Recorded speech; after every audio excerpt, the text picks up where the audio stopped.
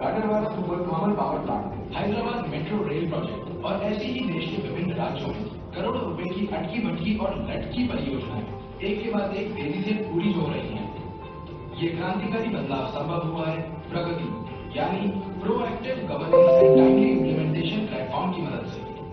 प्रधानमंत्री के दिशा निर्देशन से भारत सरकार के विभिन्न विभागों में तथा राज्य सरकारों में सामंजस्य स्थापित हुआ है और अनेक लंबित परियोजनाएं पूर्ण हो सकी।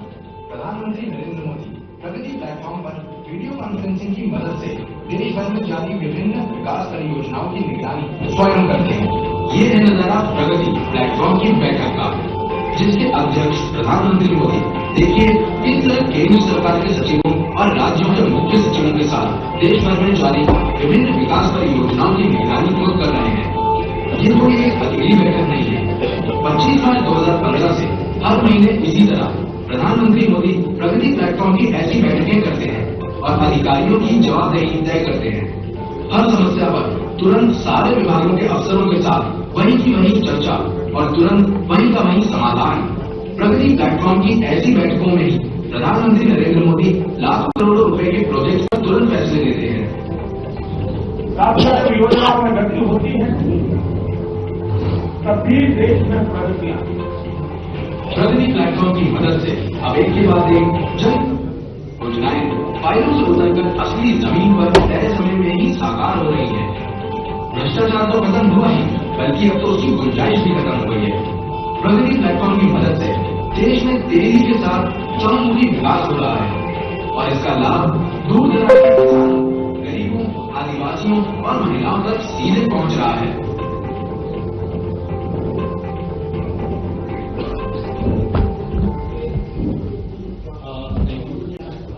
प्रगति के संबंध में प्रतिवेदन प्रेजेंटेशन माध्यम के सचिव महोदय प्रस्तुत करने में संसद लगाने से प्रेजेंटेशन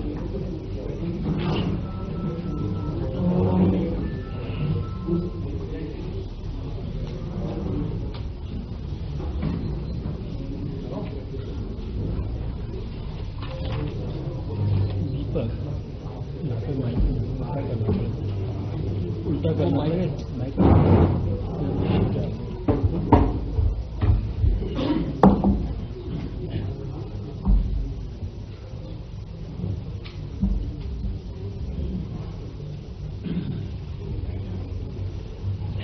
साथियों, आपके सामने एक छोटा सा प्रेजेंटेशन है। जैसा आपने फिल्म के माध्यम से देखा, प्रगति एक कार्यक्रम शुरू किया गया 25 मार्च 2015 और 31 दिसंबर 2025 को इसकी 50वीं बैठक हुई। तो ये जो आज प्रेस कॉन्फ्रेंस हो रही है, प्रगति की 50 बैठकें पूरे होने के उपलक्ष्य में उसमें जो कार्रवाइयां हुई उससे पूरे देश को अवगत कराना उसका एक ऑपरेशन। जैसा आपने उसमें देखा, प्रगति का जो फुल फॉर्म है proactive governance and timely implementation. Projects time पर पूरे हो, आगे के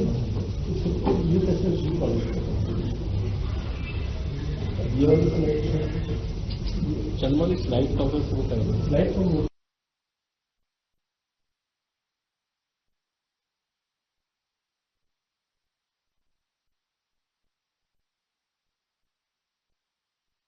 देखा जब 15 मार्च को केंद्र सेट और ऐसे ही देश के विभिन्न राज्यों में करोड़ों रुपए की अटकी भटकी और लटकी परियोजनाएं एक के बाद एक तेजी से पूरी हो रही हैं। तो पीएम ने जो कहा था, ये कोट आपको प्रेजेंटेशन में देख लीजिए। आज पूरा विश्व भारत को बड़ी उत्सुकता से देख रहा है। ऐसे समय में यह अत्यंत आवश्यक है कि भारत की शासन व्यवस्था और अधिक प्रभावी, अधिक संवेदनशील बने। इसी दिशा में प्रगति प्लेटफॉर्म एक महत्वपूर्ण कदम है।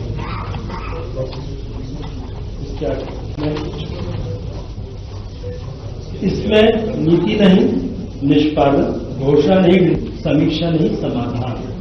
ये इस जो बैठक की कार्य संस्कृति है वो इस तरफ काम करती है। प्रगति के जो रिजल्ट्स आए, प्रोजेक्ट्स जो आए, वो अभी हम आगे बताएंगे, पर उसके लिए जो व्यवस्था में मूलचूल परिवर्तन हुआ, एक परिवेश पोर्टल बना, परिवेश पोर्टल, उससे पहले जो सबसे कारण की समीक्षा हुई विलंब की, लैंड एक्विजिशन, फॉरेस्ट क्लियरेंस और पैसे का समय को उपलब्ध नहीं, ये मुख्य रूप से है। तो फॉरेस्ट क्लियरेंस और एनवायरमेंटल क्लियरेंस को सालों साल लगते थे। जब एक आदमी दूसरे को चिट्ठी लिखता था, फिर वो एक कमी निकालते थे, तो पूरा एक परिवेश पोर्टल बनाया गया। पहले परिवेश 1.0 बना, उसका एक परिष्कृत रूप परिवेश 2.0 लागू है। तो पूरे देश के सारे प्रोजेक्ट प्रोपोनेंट्स जो प्रोजेक्ट अपना प्रोजेक्ट बना रहे हैं, राज्य सरकार का वन मंत्रालय और केंद्र सरकार का वन एवं एनवायरमेंट मिनिस्ट्री, वो सब पोर्टल के माध्यम से जुड़े हुए हैं। तो एक से दूसरे को चिट्ठी नहीं लिखनी पड़ती, हम केवल जानकारी रखते हैं, प्रोजेक्ट प्रोपोनेंट अपना प्रस्ताव रखता है, उसी पर समीक्षा होती है। इससे टोटल ऑनलाइन प्रोसेस। इसी प्रकार से पीएमजी पोर्टल बनाया गया। पीएमजी पोर्टल में प्रोजेक्ट मॉनिटरिंग के पूरे टूल्स पड़े हैं। पहले तो ये होता था कि जब मान लीजिए आपने कहा ये प्रोजेक्ट 3 साल में पूरा होगा, 3 साल तक काम शुरू भी नहीं हुआ तो भी पता नहीं लगता था कि प्रोजेक्ट डिलेड है। तब तक प्रोजेक्ट को माना जाता था कि अभी प्रोजेक्ट समय सीमा में है। अब उसके माइलस्टोन सेटअप हो गए। ये पूरा का पूरी व्यवस्था एपीआई आधारित है कि किसी आदमी को कोई डेटा एंट्री नहीं करनी पड़ती। जो प्रोजेक्ट अपना चल रहा है वो अपनी डेटा एंट्री जो नॉर्मल सिस्टम में करता है, वो सारा डेटा यहाँ पर जो प्रगति का सेक्रेटरिएट है उसके पास ऑटोमेटिकली आ जाता है, उसकी समीक्षा हो जाती है। पहली स्टेज, यदि पहले 3 महीने का काम 3 महीने में पूरा नहीं हो तो आपको पता लग जाता है कि डिले होने वाली है। वहीं से उस प्रोजेक्ट को मॉनिटरिंग में पिकअप कर लिया जाता है कि नहीं, इसमें इंटरवेंशन की जरूरत है। उसके बाद सीपी ग्राम बना, क्योंकि शुरुआत में जब ये लिया गया था तो माननीय प्रधानमंत्री जी के पास ढेर सारी समस्याएं सिटीजन्स की आती थी। उस जमाने में जब प्रधानमंत्री जी से पहले लगभग 50,000 शिकायतें साल की आती थी। उनके ज्वाइन करते ही वो 50,000 महीने की चिट्ठियां शुरू हो गई और वो आज 2 लाख महीने की चिट्ठियां, उसमें ढेर सारे प्रशंसा पत्र वगैरह भी होते, टोटल चिट्ठियां जो उनको लिखी जाती है। तो उनमें काफी पद इस प्रकार के होते हैं जिसमें लोगों की समस्याएं होती हैं। तो इन समस्याओं को दूर किस प्रकार से किया जाए, उसके लिए सीपी ग्राम पोर्टल बनाया गया। तो वो समस्या वहां पे एंटर होती है और 24 घंटे के अंदर उस संबंधित अधिकारी के पास पहुंच जाती है, जिसको कि वो जिम्मेदारी है। या तो मंत्रालय के पास, भारत सरकार से संबंधित है तो उसके सचिव के पास, और यदि राज्य सरकार से संबंधित है तो संबंधित राज्य सरकार के पास। और राज्यों को ये भी बोला गया इसको आप जिलों से भी जोड़ देते, जैसे मध्य प्रदेश में अब ज्यादातर अधिकतर राज्यों में ये जिलों से भी जुड़ा है। तो यदि जिले से संबंधित है तो जिला कलेक्टर के पास भी फिर मध्य प्रदेश सरकार के अधिकारी उसको आगे पहुंचाएंगे, तो उसमें और 24 घंटे लगते होंगे तो जिले तक पहुंच जाती है समस्या। तो ये पूरा का पूरा एक इंटीग्रेटेड प्लेटफॉर्म बना के सीपी ग्राफ, इससे और फिर इसकी डेटा एनालिटिक्स से समझ में आएगी किन प्रोसेसेस को चेंज करने की जरूरत है, किन नियम कानूनों में परिवर्तन करने की जरूरत है, उस प्रकार की कार्यप्रणाली है। और जब ये सारी समीक्षाएं होती रही तो ये आया कि ये सारी समस्याएं उठती क्यों, क्या इनको हम जड़ से ही नहीं खत्म कर सकते? तो क्या प्लानिंग स्टेज पर ही हम इसको इस प्रकार से प्लानिंग करें कि समस्या आगे नहीं उठे? तो पीएम गतिशक्ति प्लेटफॉर्म बनाया गया। तो पीएम गतिशक्ति एक प्लानिंग का टूल बना जिसमें लगभग 1600 किस्म की जीआईएस लेयर्स अवेलेबल होती हैं। तो जब प्रोजेक्ट बना रहे हैं, मान लीजिए हम सड़क का प्रोजेक्ट बना रहे हैं, तो सड़क को फॉरेस्ट क्लियरेंस की कम से कम जरूरत पड़े, थोड़ा सा इधर शिफ्ट कर दिया तो आपको हो सकता है कि फॉरेस्ट क्लियरेंस की आवश्यकता नहीं है। या आप कैसे इसको ज्यादा उपयोगी बना सकते हैं, बगल में कोई इंडस्ट्रियल टाउनशिप है तो क्या उससे कनेक्टिविटी हो जाए। तो इस प्रकार के उदाहरण भी हैं, जैसे जेवर एयरपोर्ट बन रहा था, सड़क मंत्रालय अपनी सड़क बना रहा था, तो प्लानिंग स्टेज में ही जेवर के लिए एक्सेसिबिलिटी दे दी गई। इस प्रकार के उदाहरण भी आए कि मान लीजिए रेलवे लाइन, आज रेलवे लाइन बन गई, नीचे जब माइनिंग की लेयर देखी गई तो रेयर अर्थ मटेरियल का डिपॉजिट, तो भविष्य में जब रेयर अर्थ वाले माइनिंग करने जाएंगे माइनिंग डिपार्टमेंट तो कहेगा रेलवे लाइन शिफ्ट कर। तो आज ही बनाते समय रेलवे लाइन को यहाँ की जगह थोड़ा यहाँ बना लिया जिससे कि वो मिनरल डिपॉजिट बच गया। तो इस प्रकार की चीज planning tool 1600 layers of GIS material के साथ पीएम गतिशक्ति प्लेटफॉर्म पर अवेलेबल। तो ये सारा परिणाम प्रगति की चीजों की समीक्षा समीक्षा से करते करते आया और इस प्रकार के टूल्स आज हमारे पास देश में सरकार में उपलब्ध है, जिसकी वजह से ये काम तेजी से चल पाता है। प्रगति की जो मॉनिटरिंग होती है इसमें ये मैंने बताया कि क्या क्या काम होते हैं। माननीय प्रधानमंत्री जी स्वयं बैठते हैं वीडियो कॉन्फ्रेंसिंग में प्रधानमंत्री कार्यालय में। सभी भारत सरकार के सभी मंत्रालयों के सचिव अपने अपने कमरे में वीसी पर बैठते हैं और सभी राज्य सरकारों के मुख्य सचिव अपने अपने कमरे में वीसी से ज्वाइन करते हैं।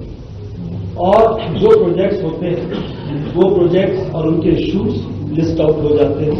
सब लोग अपना जवाब उस पर 3 दिन पहले तक डाल देते हैं और वो जो जवाब है उसके आधार पर प्रश्न पूछे जाते हैं प्रधानमंत्री जी द्वारा। फिर उसके बाद ये हुआ कि 10 प्रोजेक्ट्स यदि समीक्षा में लिए जाने हैं तो महीने के शुरू में 30 टेंटेटिव प्रोजेक्ट्स डाले। ये भी एक लर्निंग आई कि जिसको डाल दिया जाता है उसमें बहुत तेजी से रिजोल्यूशन होता है। तो उसके लिए एक नया काम ये शुरू किया गया कि 30 प्रोजेक्ट्स यदि शुरू में डाल दिए जाए तो लगभग प्रगति की मीटिंग तक 30 में से 20-25 प्रोजेक्ट्स के तो इशूज समाप्त हो जाते थे। फिर उसके बाद ये पूछा जाता था, ये सारे इशूज समाप्त भी कर दिए, लोगों ने सॉल्यूशन भी दे दिए, तो प्रधानमंत्री जी एक चीज अवश्य पूछते थे कि ये प्रगति में नहीं आया होगा तो क्या आप रिजॉल्व करते, इतने साल से पेंडिंग थी। इसके बाद नेक्स्ट ये पूरे देश की प्रगति है। अभी तक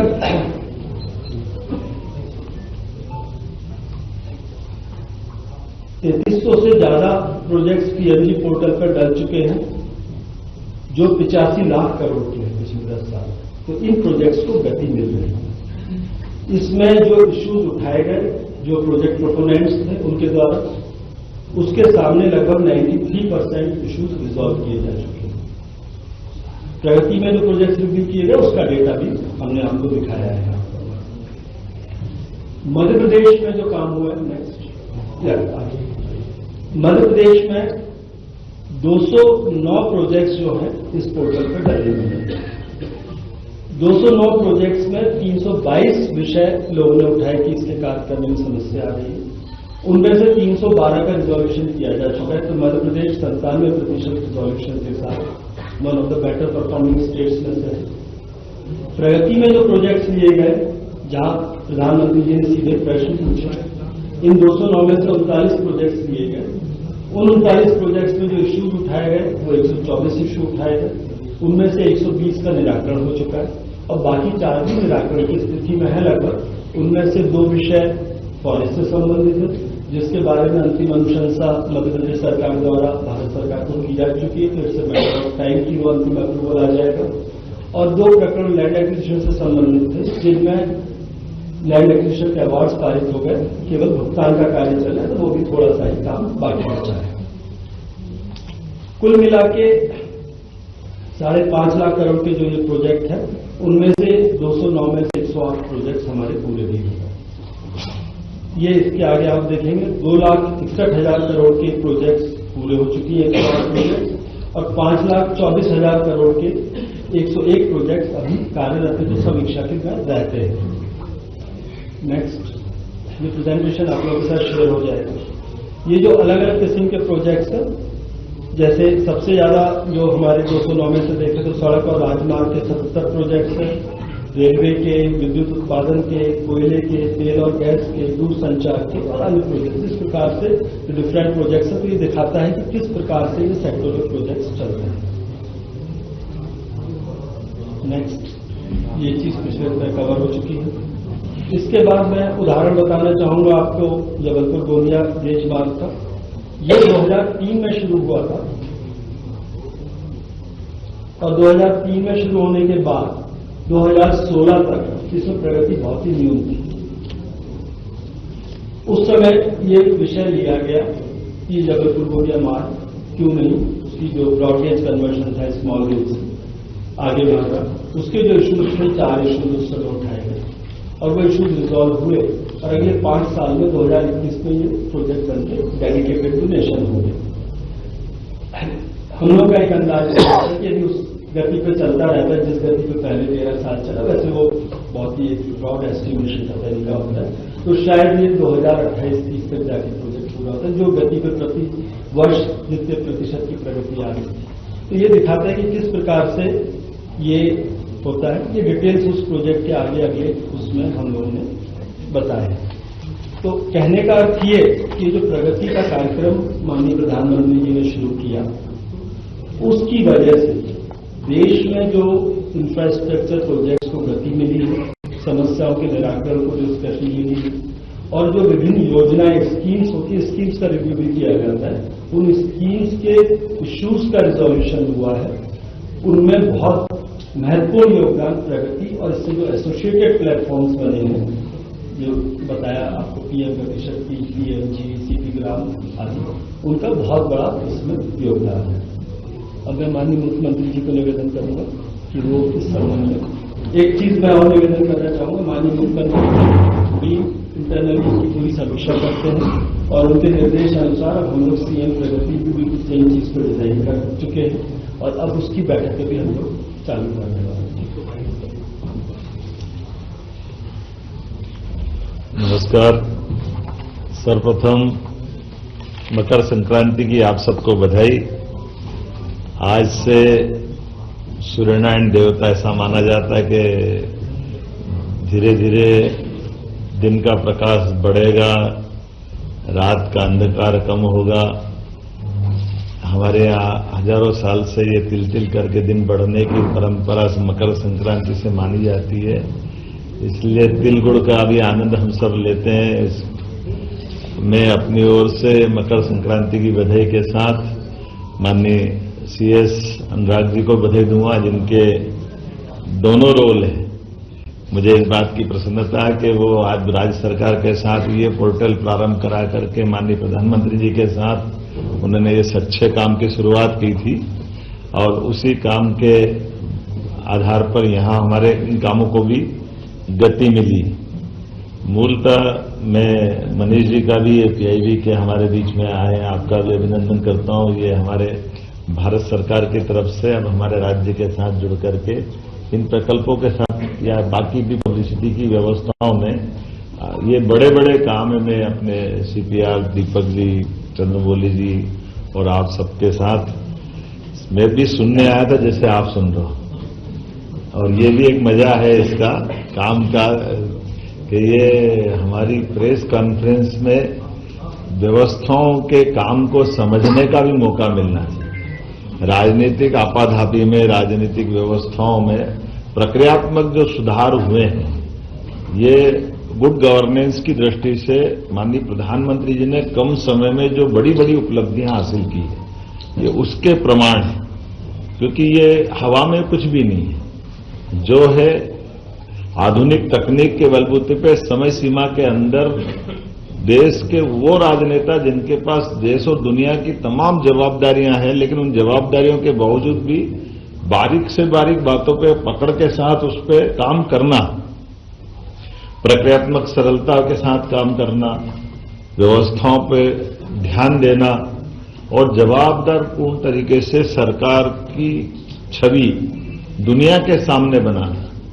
अब ये हमको लाल किले के ऊपर स्वच्छता के अभियान देते हुए भी प्रधानमंत्री दिखाई देते हैं, लेकिन ये भी हमारे लिए सौभाग्य की बात है कि आज के समय में दुनिया का सबसे बड़ा लोकतांत्रिक देश, और हमने सबने देखा कि आमतौर पर वेस्टर्न देशों को हम बड़े मॉडर्न और बहुत आगे बढ़ने वाले और जो कुछ है वही कर सकते हैं, हमारे तो बस की बात ही नहीं, हमारे यहाँ कहाँ संभव होगा। और वो इसी का धीरे धीरे करके जो क्षरण हुआ कि आते आते आते संयुक्त दल की सरकारें बनने लग गई, एक दो दल की सरकार के बजाय 24 दलों से सरकारों की तरफ बढ़ गए। उसका दुष्परिणाम क्या आया, हमने सबने, देश ने भुगता है। कि आप देखो कि हमारे यहाँ एक या दो रेल चलती थी तो रेल मंत्री, कोई राज्य भी हमेशा इस बात के लिए पीछे पड़ते थे कि रेल मंत्री, हम रेल मंत्रालय हमको दे दो। क्यों दे दो? तो वो चाहे बिहार हो या बंगाल, एक रेल हमारे यहां से चल जाएगी, दो रेल चल जाएगी। अरे एक दो के चल जाएगी, 100 चल जाएगी। आज बदलते दौर में वो रेल मांगना, रेल मंत्री का बजट का मूल बजट के साथ जोड़ना, वो अंग्रेजों की पद्धतियां, ये जो गए जमाने जब अंग्रेजों ने रेल अपने लिए स्टार्ट की थी तो उनने उस रेल के ऊपर अपना नियंत्रण रखा था, क्योंकि उस समय स्टेट अपने अपने बजट से चलते थे, तो रेल का खर्चा भी वो स्टेट से निकलवाते थे, लेकिन ट्रांसपोर्टेशन का पूरा लाभ अपने पास रखते थे, पकड़ अपने पास चलाते थे। लेकिन ये छोटी छोटी बातों पे ध्यान नहीं जाने का दुष्परिणाम क्या निकला। लेकिन आज मुझे इस बात की प्रसन्नता है कि आज हमारे देश के साथ विकास का भी और विकास के साथ भविष्य की आवश्यकताओं का दृष्टिकोण भी कितना युक्ति युक्त होना चाहिए, या इसको ज्यादा शब्द और प्यूरिफाई बोलो तो तीक्ष्ण होना चाहिए कि आज हमें जब थोड़े दिन पहले असम की यात्रा से लौट के आया और असम के अंदर नागालैंड, मिजोरम और ये जब हमने इन्वेस्टर समिट की तो इस प्रकार से जब उनने बात, वहां एक पंजाब के एक सरदार जी आए हुए थे इन्वेस्टमेंट कर लिए वहां के मुख्यमंत्री और उनसे बात करने, तो मैंने कहा आप हमारे यहाँ करो, तो हमने कहा आपके यहाँ क्या दे रहे हो, तो हमने कहा हम भी वही दे रहे हैं, 100 करोड़ की होटल डालोगे 30 करोड़ का आपको अनुदान दे देंगे। उन्होंने कहा ये तो हो गया, अब जीएसटी में क्या कर रहे हो। अब हमारा तो दिमाग घूम गया, जीएसटी में क्या करें हम, तो जीएसटी तो भारत सरकार करेगी, जीएसटी तो जो लगेगी वो तो लेना पड़ेगी।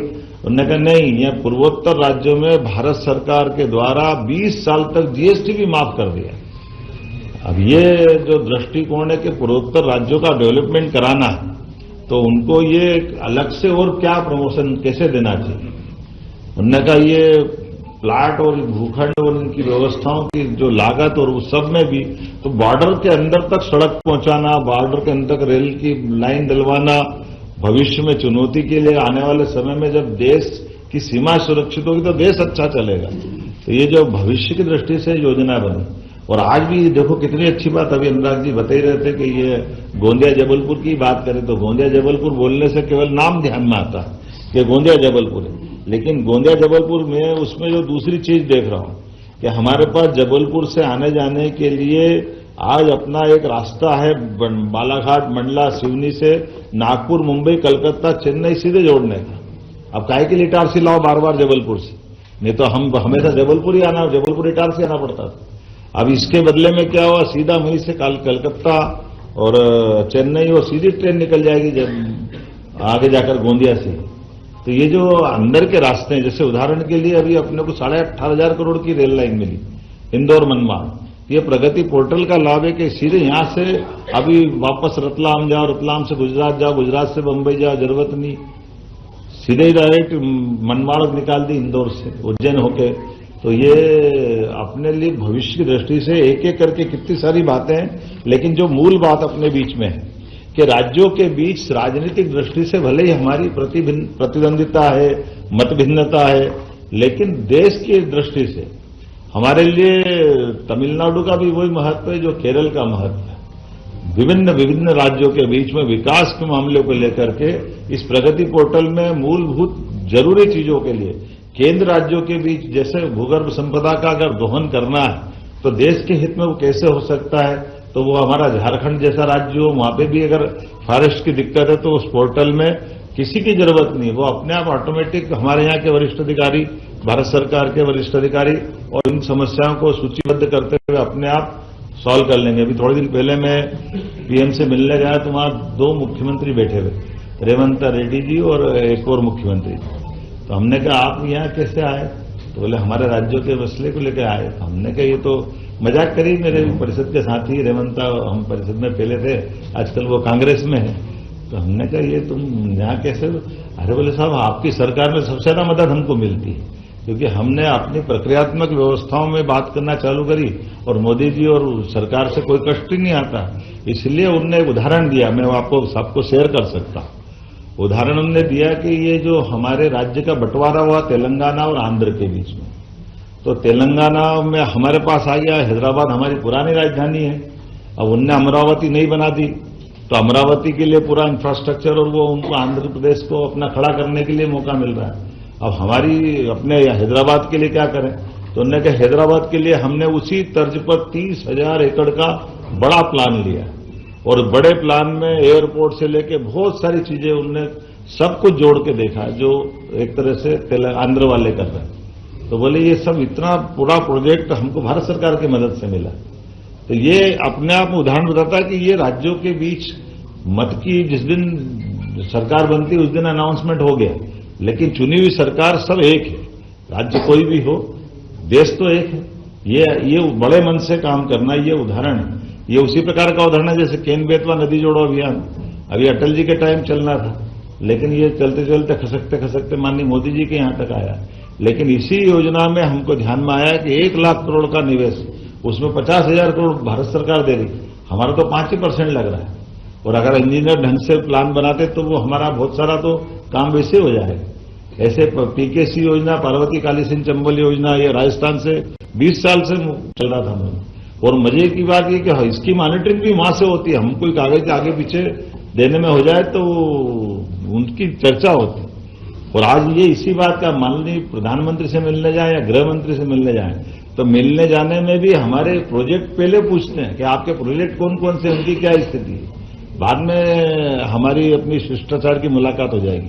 तो ये बदलते दौर का समय है और इसके आधार पर निश्चित रूप से मैं मान के चलता हूं कि अद्भुत समय चल रहा है।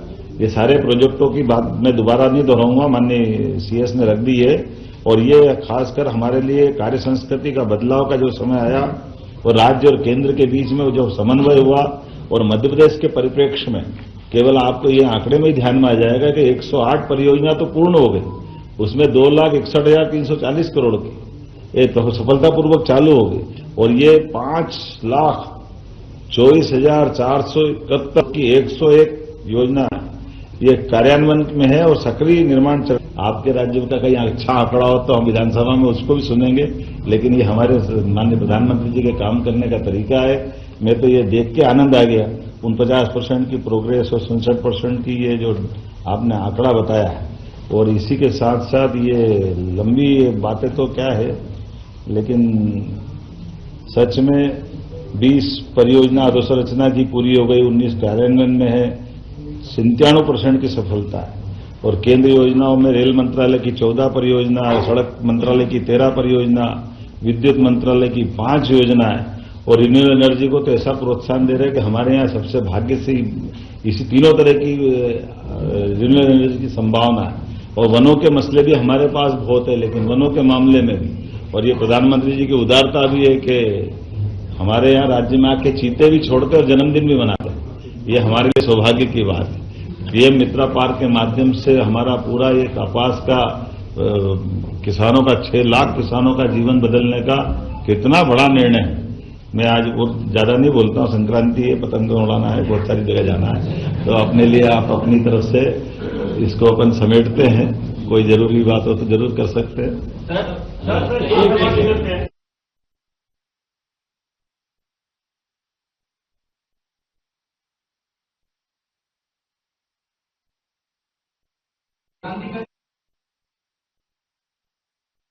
हाँ, ये है, एक मिनट मेरे पास है अंदर, चलो ऐसा करो। हाँ, एक मेरी तरफ से कि प्रेस कॉन्फ्रेंस मेरी है, उनने प्रेजेंटेशन दिया है, तो कृपा करके इधर से ले लेना। हाँ हाँ, चलो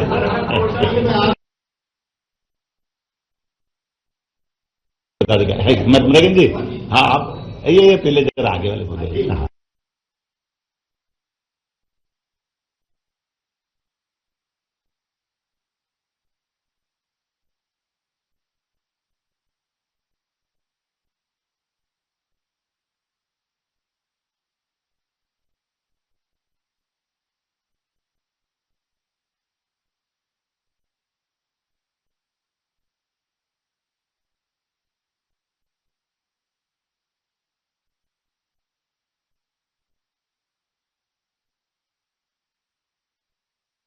बदलाव संभव हुआ है। प्रगति यानी proactive governance and timely implementation platform की मदद से रेल प्रोजेक्ट और ऐसे ही देश के विभिन्न राज्यों में करोड़ों रुपए की अटकी भटकी और लटकी परियोजनाएं एक के बाद एक तेजी से पूरी हो रही हैं। ये क्रांतिकारी बदलाव संभव हुआ है। प्रगति उसके लिए तमिलनाडु जाकर के संबंधित फैक्ट्री में जहां बनती थी उसको पकड़ के ला करके हमारी जेल में वो आज तक बंद है। ये हमारे अपनी प्रशासन की व्यवस्थाओं का परिणाम है। एक बात आपको और बता दूं, मैं अभी 2 दिन पहले नागपुर गया था। नागपुर क्यों गया था ये भी बता देता हूं। मुझे ध्यान में आया कि जबलपुर से लेकर छिंदवाड़ा तक के, बल्कि बैतूल के यहां से हमारे सारे बड़े बड़े हॉस्पिटलों के इलाज अधिकांश लोग हमारे राज्य के, जो भौगोलिक एरिया बहुत बड़ा है, तो ये कुछ कुछ कारण से उधर ज्यादा इलाज पर निर्भर करते हैं। तो जैसे उसमें भी यही हुआ था कि जो बीमार यहां होते हैं और भर्ती वहां होते हैं, तो हमारे राज्य के हॉस्पिटल में भर्ती हो तो मालूम पड़ जाए वो मालूम ही नहीं पड़ता, तो वो उसके जो कठिनाई आती है। और फिर आपने देखा होगा कि वो सरकारी हॉस्पिटल में भी भर्ती नहीं थे, वो तो प्राइवेट हॉस्पिटल, उनका खुद का, जो सरकारी में नौकरी करते लेकिन वो डॉक्टर साहब अपने घर में से ही हॉस्पिटल चलाते थे। उनकी बल्कि उनकी पत्नी के पास फार्माकोस का लाइसेंस, वही थोक के सप्लायर भी वही, और उनका ही मेडिकल स्टोर। तो वो कई दिन तक तो उनको ही नहीं समझ में आया कि उनकी बीमारी से ये हुआ क्या है। अब मैं उस पर, इसलिए आप विस्तार से पूछो तो अलग से बता दूंगा, लेकिन कोई बात, अब इस विषय पे अपन इस तरह से करेंगे कि हमारे द्वारा जो वहां पे संबंधित, ये अभी जैसे सैंपल जांच की लेब नहीं थी, तो हमने पूरे संभाग में पहले लेब खुलवाना चालू कर दी, क्योंकि अगर कोई गलती हो रही तो भले हमारे राज्य में नहीं बन रहा, लेकिन हमारे राज्य के लोगों को नुकसान हो तो मालूम तो पड़ जाए। तो इसलिए मैंने खुद ने इंदौर में शुभारंभ कर दिया, जबलपुर में शुभारंभ कर दिया, भोपाल में ऑलरेडी इसकी क्षमता बढ़ा दी, ग्वालियर, इंदौर, उज्जैन में भी खोलने वाले हैं। क्योंकि ये क्या होगा कि जैसे जैसे टेक्नोलॉजी आएगी तब पकड़ में भी आते जाएंगे। अब डावोस में क्या लाना ये पूछ रहा है, तो डावोस में थोड़ा एक संकट मेरे साथ ये आया कि मैं तो 18 से जा रहा था, अब मैं भी पहली बार दूंगा, मैं क्या लूंगा अभी जाके देखूंगा, अब तो मालूम पड़ेगा क्या लाना है। अभी से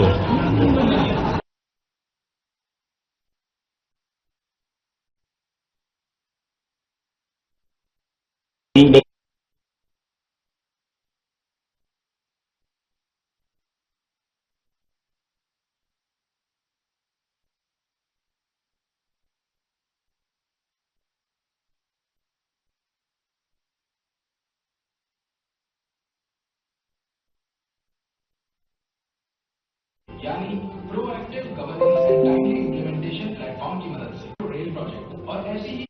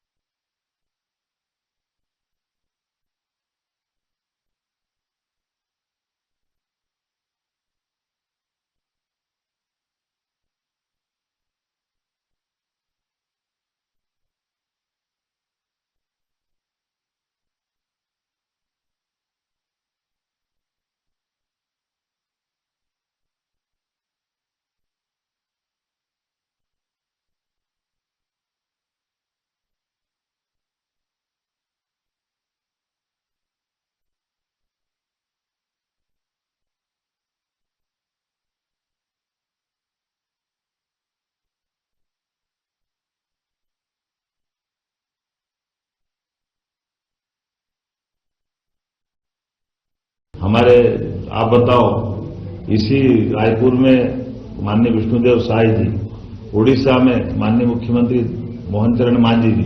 तो ये हमारे दल की विशेषता है कि हम सबका विचार करते हैं। कांग्रेस खाली बोलती है, करती नहीं। हाँ, सरद जी, अरे आप लोग